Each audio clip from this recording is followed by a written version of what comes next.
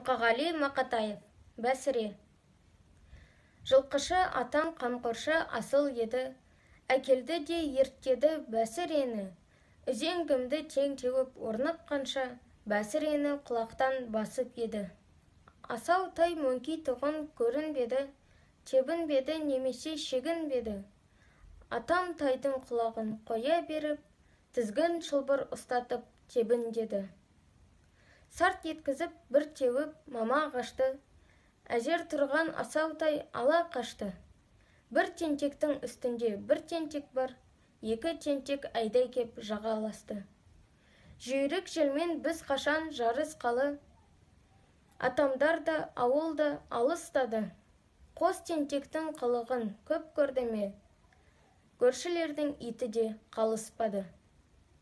Ұласқан иттер даусы аттан құрды, Бәсірем атылады сақпан ғұрлы.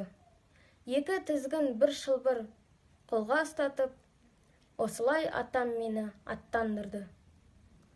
Құлай мынау деген бір қауіппенен, шауып келем ызғытып, шауып келем.